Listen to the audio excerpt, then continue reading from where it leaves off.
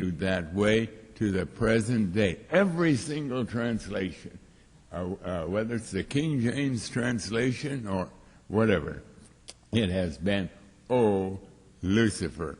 And so all kinds of people have spun yarns about Satan. He must have been a very, very special angel of some kind, because he had been given such a prestigious name, Lucifer, and that's why they don't have trouble accepting the idea maybe he could have been the morning star.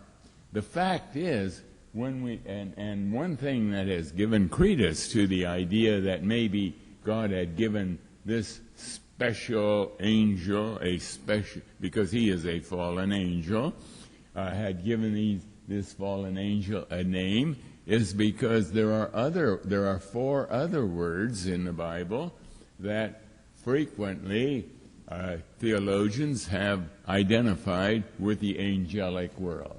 There is the word seraphim. Seraphim. They're a high level of angels. Not so. The seraphim are a picture of Christ as the judge. Remember, in the Garden of Eden, when Adam and Eve were cast out of the garden, there was a flaming sword put there with seraphim. Seraphim is God as the judge who you have to go through in order to get to Christ, who would be in the Garden of Eden. We won't develop that right now. Or there is the word seraphim and what is it in Isaiah chapter 6? In Isaiah chapter 6, we find there that we see there were cherubim, and in chapter 6, that's where the word seraphim is used as a picture of God as judge. In verse 6 of chapter 6, "Then flew one of the seraphim unto me, having a live coal in his hand, and these seraphim were above God, sitting on the throne, and no angel is above God." This is simply God as the judge. There were seraphim, there were cherubim, the same idea. They were also a picture of God as the judge. And then there were the 2 angels. There was Michael. Remember, Michael is the angel, presumably, who was. We read about him in the book of Jude, it may be better. Let's just read about him in the book of Daniel. That'll right away answer our question also. In Daniel, we read in verse 12, he is in another place. He's called the archangel, the chief angel, and in Daniel 12 it says in verse 1. "At that time shall Michael stand up, the great prince, which standeth for the children of thy people. And there shall be a time of trouble," and so on. And Michael cannot be an angel, because the angels are not the prince that rule over the body of believers. It is Christ who is the prince. And the word Michael means who is like God. Who is like God. And there's no way that Michael is an angel. When you see Michael as the archangel, he is Michael, the chief messenger. Then there's one other word, and that's Gabriel. And they conclude that also is a name for God. But the word Gabriel means man of God.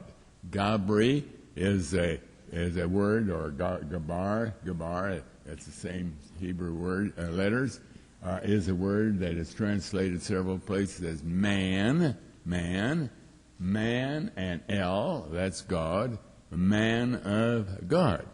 And Christ is came as the Son of Man. He is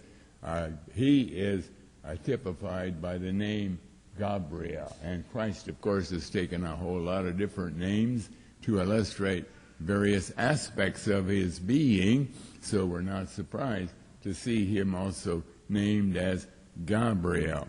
There are no angels in the Bible that are given a name. The Roman Catholic Church even expanded this, and they tell you that there's some other angels that somehow they learned about somewhere that had this name and that name. That's a lot of nonsense. It's not so. And so we're not surprised, therefore, that Lucifer could not be a name of a fallen angel. The word "o" is not there, and the word that is there is simply the word praise, or it's sometimes translated boasting. Now, when we go to Psalm 10, there we find a parallel passage. And it's amazing. I really smiled a week or two ago. I was looking for my commentary on, I was searching for another word, use of the word Hallel or Hallel, and I was looking for my volume on Proverbs, because that word is used several places in Proverbs, and I couldn't find it, in my mess.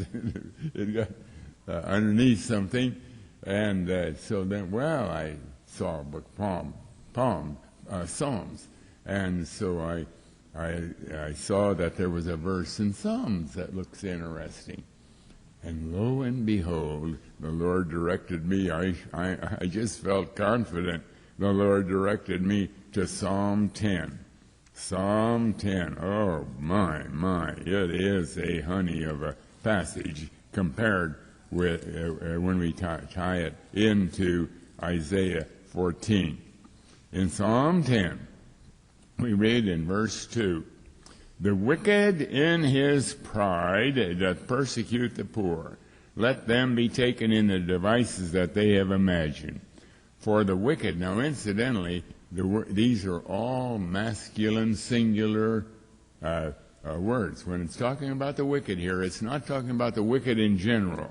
It's talking about a man, the wicked. It's in the original Hebrew, the word wicked here is a masculine, singular word. The wicked boasteth. That's H-L-L. H-L-L. Almost identical to the word, O Lucifer, H-Y-L-L.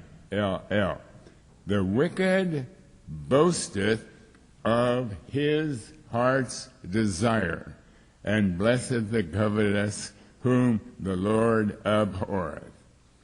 Now, in other words, this verse is saying there's a wicked man who is boasting of what he desires. And that's almost parallel to Isaiah 14, where it says, go back to Isaiah 14. There we read in Isaiah 14, how art thou, verse 12, how art thou fallen from heaven, boaster, boasting son of the morning. And what is his heart's desire? According to to Psalm 10. His heart's desire is to be the son of the morning. He's not the son of the morning. He is saying he's boasting to be the son of the morning. Why does he boast for that? Well, remember, it goes on in Isaiah 14.